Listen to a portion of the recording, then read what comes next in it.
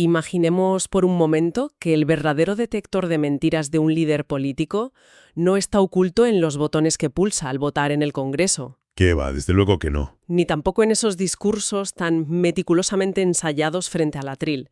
O sea, imaginemos que para saber realmente qué piensa un movimiento social entero o de qué pie cojea una ideología concreta, la herramienta más precisa y despiadada es observar otra cosa.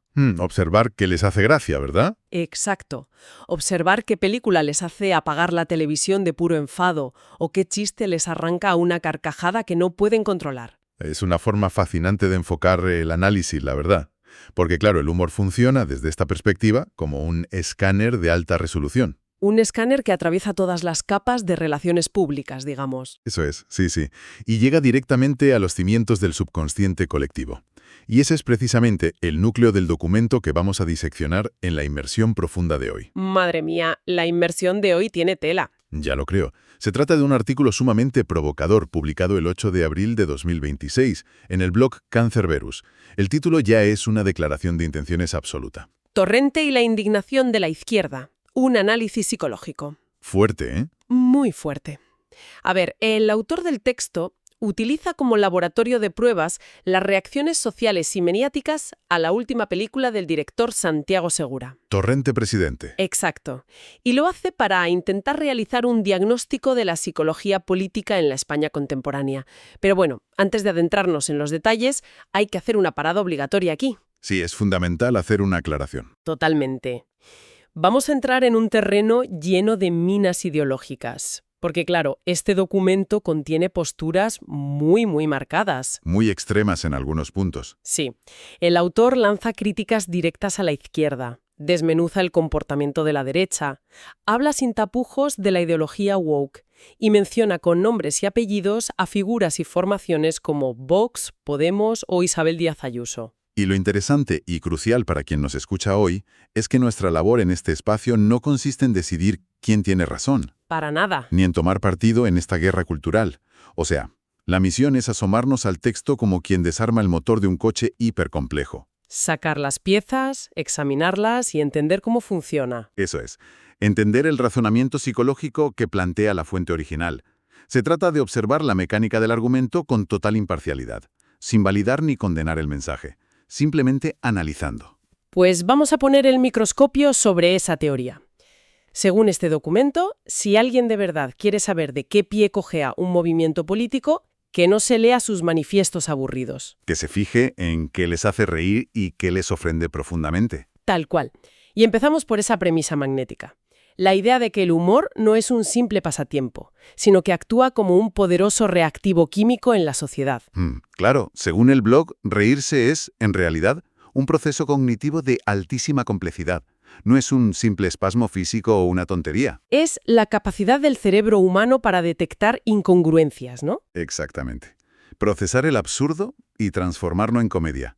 De hecho, el texto arranca con una cita de Leonardo da Vinci que es espectacular. Ah, sí, la de los muertos. Esa misma. Da Vinci decía que, si es posible, se debe hacer reír hasta a los muertos. Me pareció brillante cuando lo leí en La Fuente. Y claro, esa frase ilustra a la perfección una necesidad visceral del ser humano. Y el autor desarrolla la idea de que la forma en la que procesamos esas incongruencias a través de la comedia es uno de los indicadores más fiables de nuestra salud mental. De cómo lidiamos con la frustración, digamos. Eso es.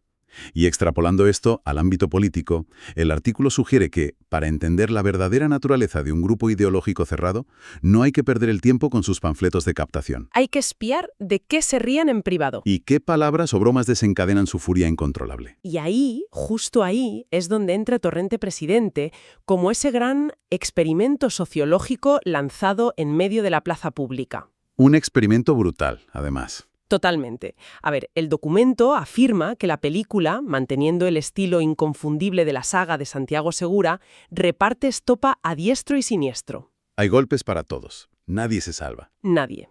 Sin embargo, señala un detalle que es la clave absoluta de todo este análisis. La carga destructiva, tanto en cantidad de chistes como en la crudeza de los mismos, va dirigida de forma abrumadora contra la derecha política. El ensañamiento con los sectores conservadores es muchísimo mayor. Sí. Cuantitativa y cualitativamente. Según la lectura que hace el autor, claro.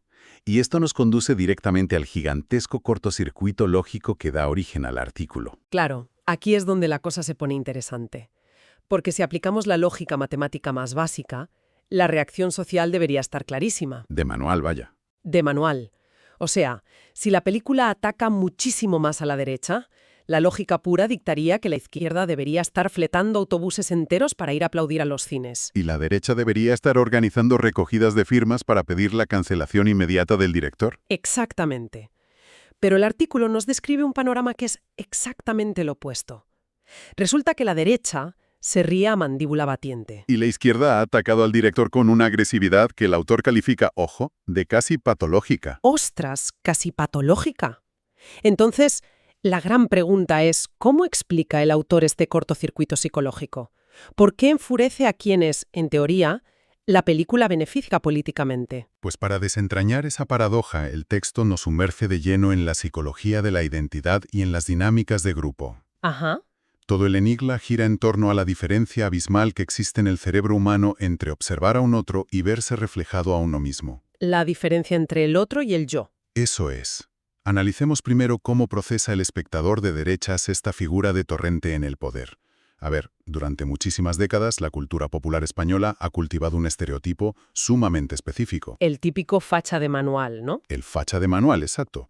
Esa imagen hiperbólica que mezcla la caspa, el machismo rancio, la prepotencia chabacana y, bueno, el palillo en la boca. Sí, un arquetipo folclórico que cualquiera en este país reconoce en un abrir y cerrar de ojos. Es casi como un personaje de cómic. Pues el argumento central aquí es que la derecha sociológica ha internalizado este personaje de Torrente como una exageración tan sumamente grotesca que les resulta totalmente inofensiva. Ah, claro, ven una caricatura. Ven a un alienígena cómico. Hay tantísima distancia emocional y estética entre cómo se perciben a sí mismos en su vida diaria y esa caricatura desbordada que se pueden permitir el inmenso lujo de tomar distancia. Y reírse a carcajadas. Eso es. No perciben ninguna amenaza a su identidad porque no hay reconocimiento posible. Para ellos es simplemente un disfraz. Ven a un otro. Vale, entiendo. El mecanismo de la derecha se basa en la tranquilidad de ver una caricatura ajena. Una caricatura exageradísima. Pero claro, al llegar al análisis de la reacción de la izquierda, el artículo da un giro radical. Cambia la palabra caricatura por la palabra espejo. Y eso lo cambia todo. Evidentemente altera todas las reglas del juego psicológico, claro. Porque la lente cambia por completo. A ver, el autor sostiene que cuando la película lanza sus dardos contra conceptos como el progresismo de salón, O la obsesión por la pureza del lenguaje. sí, o esa especie de superioridad moral artificial de la que habla el texto, pues el espectador progresista no percibe una sátira hiperbólica inofensiva. ¿No ven a un marciano? No. Lo que el bloguero argumenta es que perciben un diagnóstico clínico y dolorosamente exacto. Perciben un reflejo fiel de las dinámicas en las que se ha instalado su propio movimiento. Y para explicar por qué esto genera tanta ira, en lugar de una risa autocrítica sana, el texto recurre a un concepto clínico, uno que rara vez vemos aplicado al análisis de la política de masas. El narcisismo El narcisismo, exacto. es la pieza que completa el puzzle aquí, porque un rasgo definitorio de la personalidad narcisista es esa necesidad inagotable de admiración externa. Y la validación constante de una autoimagen inmaculada, sin fisuras. Eso es. Quien opera bajo esta estructura mental es, a nivel psicológico, incapaz de tolerar un espejo que le devuelva una imagen con defectos. O con dobleces o contradicciones, claro. Por eso, la hipótesis de Cancerberus es tajante. La izquierda no se ríe de la película porque, y cito textualmente, les duele la precisión del diagnóstico. Madre mía, es como cuando uno entra en la sala de los espejos deformantes de las ferias. Tal cual.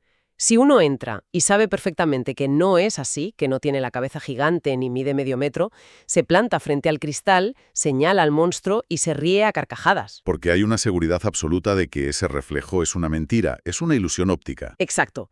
Pero si uno sospecha que ese reflejo muestra su verdadera cara sin maquillaje, sus verdaderas inseguridades, Se apaga la sonrisa al instante. entra el pánico. Y la reacción no es reírse, la reacción es querer romper el cristal, para que nadie más vea ese reflejo. Es lo que podríamos llamar el trauma del reflejo, y lo que convierte a este documento en algo más que una simple crítica de cine, Es cómo utiliza esta herida narcisista individual para explicar un fenómeno gigantesco. Un fenómeno a nivel macroscópico, ¿sí? Claro, el autor extrapola este dolor ante el espejo para justificar un auténtico seísmo en el comportamiento histórico de los bloques políticos, especialmente en lo relativo a la libertad de expresión. Habla de un giro de guión histórico digno de estudio, ¿sí? Digno de estudio, porque el artículo dibuja una ironía tremenda. Plantea que la izquierda, que históricamente siempre ha alzado la bandera de la transgresión, La que rompía tabúes en los 80, la que defendía la libertad creativa contra la censura conservadora. esa misma, pues hoy parece haber asumido el rol de una nueva Inquisición. Ostras, Una maquinaria centrada en el puritanismo, en la vigilancia estricta de la moralidad pública y en el control milimétrico del vocabulario. buscan ser los dueños de los diccionarios, según palabras del autor. Exactamente. Y en el lado opuesto del tablero se observa la paradoja de que es la derecha la que ha recogido del suelo la bandera de la libertad de expresión. Exigiendo poder hablar sin caminar de puntillas sobre cáscaras de huevo, claro. Sí, sí. Ahora, el bloguero no peca de ingenuo. Reconoce explícitamente que este movimiento de la derecha puede nacer de una pura conveniencia. Por ganar terreno cultural, simplemente. Claro, por estrategia, pero subraya que el intercambio de trincheras es un hecho innegable. Las posiciones han mutado.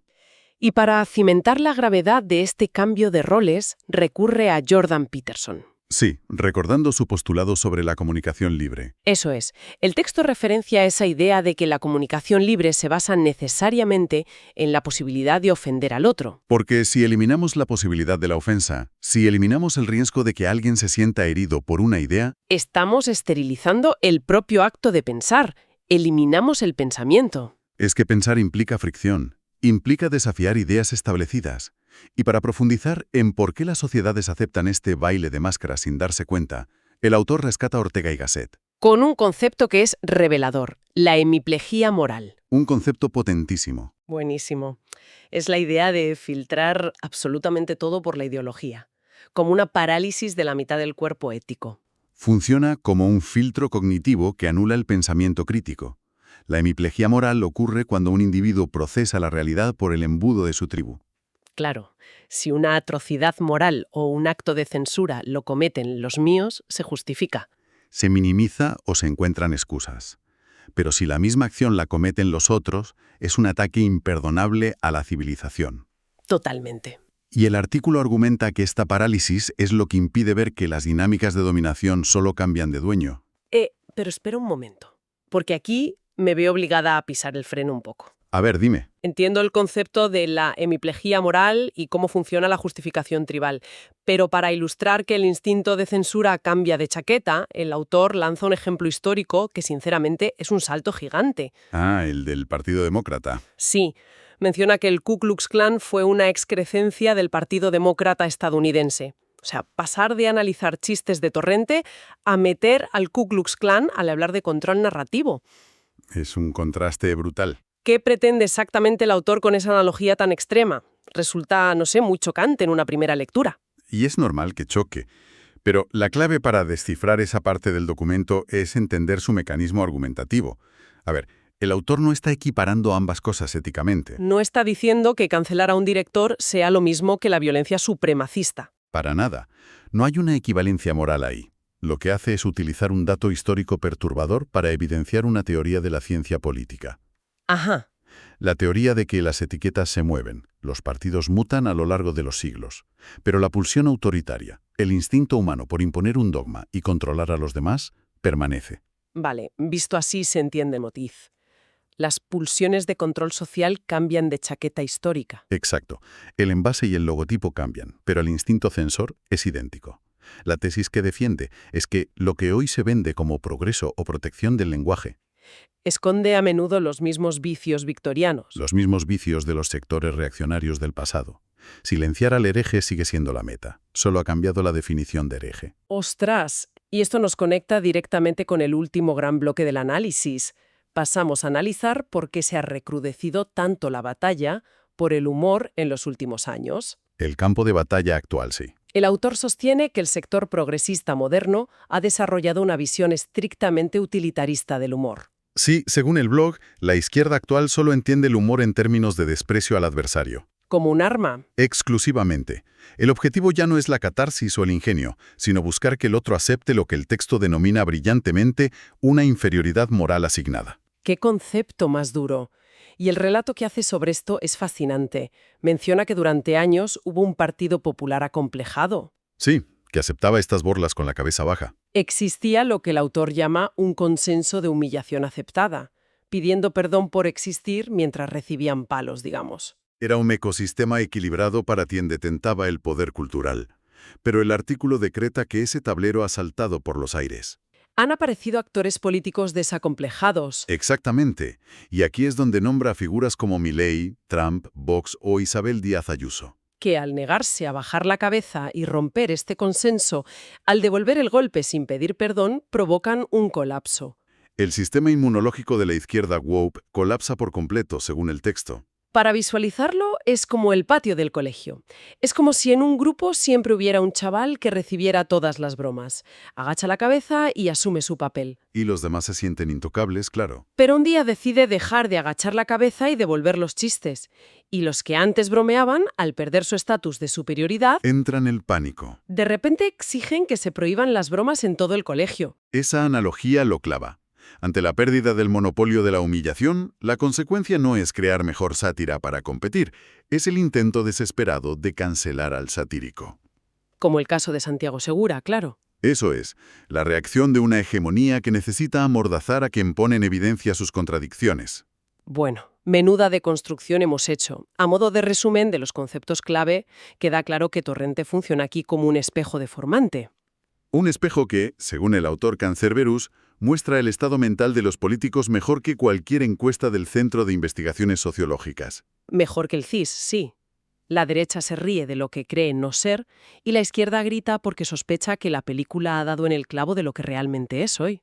Esa es la tesis central. En resumen, Y el artículo concluye con una cita reveladora de George Orwell. Si la libertad se caracteriza por algo, es precisamente por decir a los demás aquello que no quieren escuchar. y el remate del autor es impecable. Defender la libertad solo para lo que te resulta cómodo es en realidad defender tus privilegios. Completamente.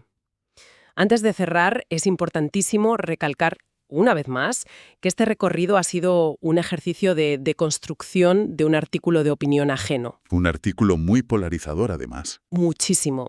Y el valor del análisis de hoy reside en comprender las narrativas y la psicología social subyacente, sea cual sea la posición política de quien nos oye. Observar los engranajes es fundamental para el pensamiento crítico. Y para terminar, me gustaría dejar una reflexión en el aire, construyendo sobre todo esto que hemos desgranado. A ver, adelante. Sí, como argumenta este análisis, nuestra reacción a la comedia revela nuestras inseguridades políticas y psicológicas más profundas.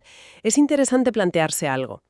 Cuando elegimos consumir el humor que solo ataca a nuestros rivales, Ujú. ¿estamos buscando reírnos genuinamente o simplemente estamos buscando un escudo para no tener que mirarnos a nosotros mismos en el espejo deformante?